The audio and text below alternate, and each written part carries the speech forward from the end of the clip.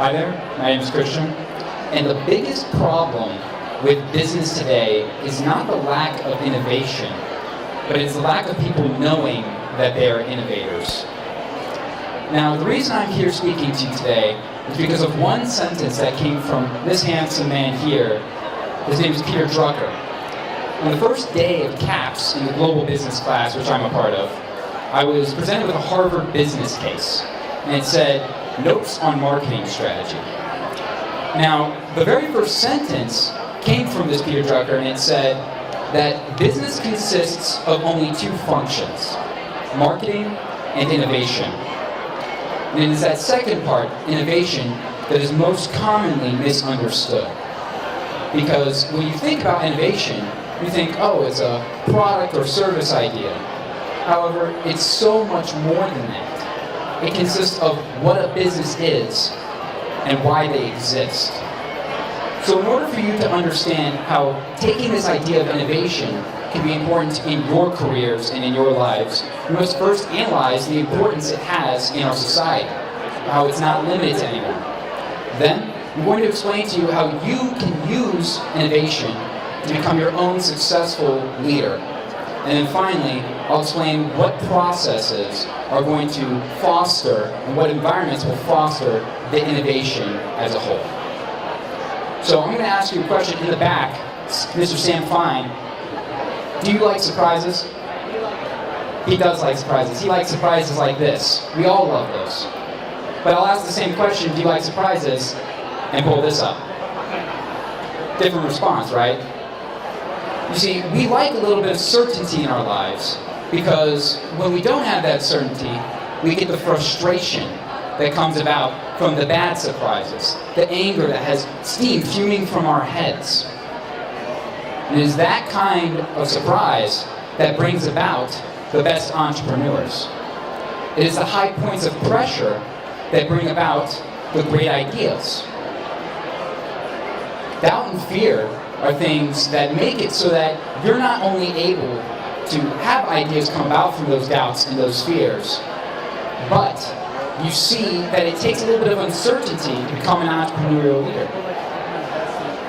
Here's some people you may know. Wright brothers, Abraham Lincoln, Martin Luther King Jr., and can anyone tell me who this lady is here? Margaret Thatcher. All these people have one thing in common, and that's that they faced extreme struggle. Whether it be overcoming the status quo of not having planes in the past and having big businesses try to beat you out, or with civil rights movements, with the whole society going against what you believe. Now, Ray Dalio, who is the leader of Bridgewater Investments Company down in Wall Street, says that it is the best entrepreneurs that go against that consensus, the status quo, and happen to be right. Now, this is the only limitation that you have to be an innovator. Because any other thing that someone tells you to is wrong.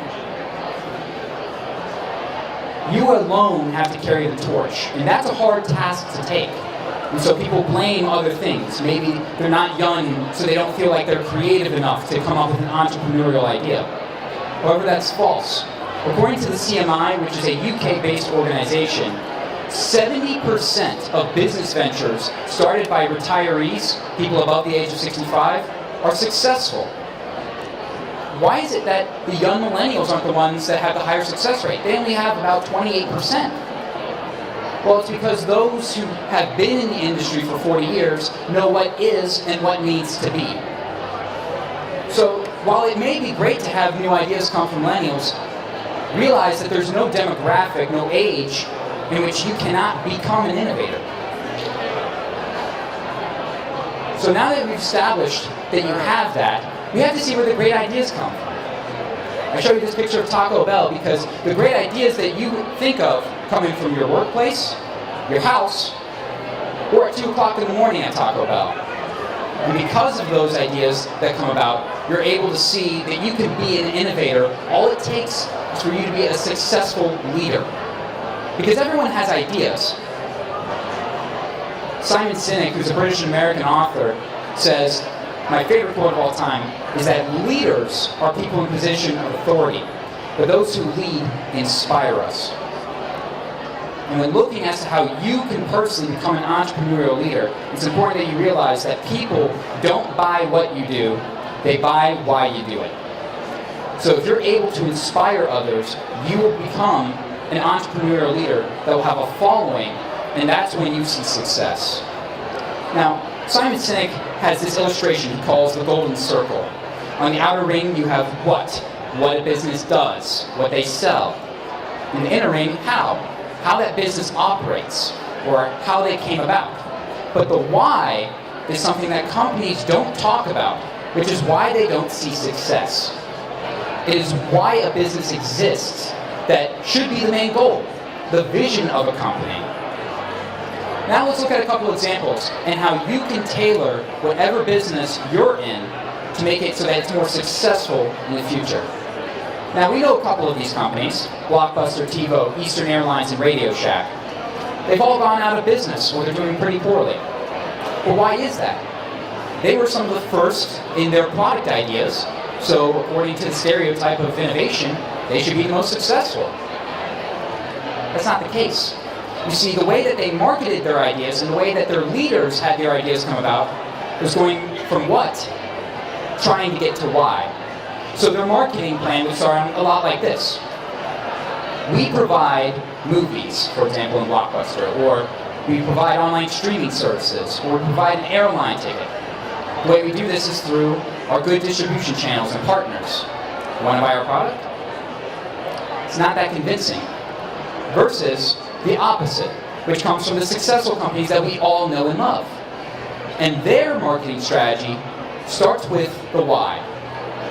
Our goal is to provide the most amount of our product or service to the most amount of people at an affordable price. The way we do this is through our marketing channels and our distribution partners. It just so happens that we sell XYZ product. Want to buy? That sounds a lot more convincing. But it's that kind of shift in mindset that establishes good entrepreneurs, good innovators, versus those who are not. Now, Enron had this ingenious slogan. Well, I mean, that would be pretty interesting. It's ironic because this TED Talk, I was told the other day, I'm kind of exhibiting making the most money I can without going to prison by doing this. But the real slogan that Enron has is ask why. Now that slogan is ingenious for the reason being that it is those that ask themselves what their vision of their company is, or their idea, that have the most success. Why establish a product in the market? Why have the idea to make revolutionary change in a society? It is that asking of why that brings about people to follow you, which makes you a successful leader. The final thing that's important to discuss is the environment in which the innovation process can happen. We've seen human development all throughout time, since the beginning of the ages. But just recently, we've seen it spike at an enormous rate. Moore's Law saying that technology doubles every year in computing capacity. However, that's only the result of a good environment for the innovation process. So we all know that coworker that gossips behind our back, or that withholds information from the company so that they can get the job promotion. It is that lack of transparency that disrupts the innovation process. It doesn't let it happen. So if you want to see things succeed, if you want to see development, if you want to have innovation, you have to ensure that you instill upon people the good ideas of a free and transparent form of communication. Because the way that we get our ideas across is based on our transparency with others and their willingness to listen.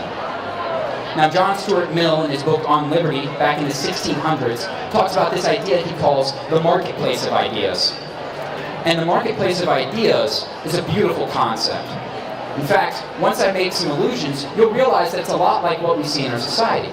And what it says is that everyone's opinion should be managed and should be listened to, because everyone has an opinion and everyone has different perspectives. If you listen to all of those opinions, you can throw away the bad ones, and then the best truth can come about. At the same time, you allow for a more accepting environment. People will want to share if they realize that their opinion is going to be heard. Some of the best ideas come from people who aren't on top level. Because if you have one executive making all the decisions, you're only getting one perspective. It is this marketplace of ideas that you see a lot of the success in the creation of the United States. And the illusion I most talk about is the freedom of speech. Why is it that the United States was able to grow so fast in only 200 years from being considered a joke by Europe to now being the biggest global powerhouse and economy? It's because we had this marketplace of ideas where people were able to freely talk about their ideas. So I'll go back to the quote from Peter Drucker that business only has two functions, marketing and innovation. And I will ask you to listen to yourselves and ask why you have the visions that you do and why you have the ideas you do. Because the second that you realize there's no limitation as to who can be an innovator, you ask that question of why and establish your vision and then allow for an environment that fosters discussion and more ideas to come about, you will become the best innovator you want. And it may not need to be an entrepreneur. You can be an entrepreneur in your already existing business, finding new ways to establish processes to make you more efficient. But at the end, all that matters is that you find the innovator in you, because that is how you see development. Thank you.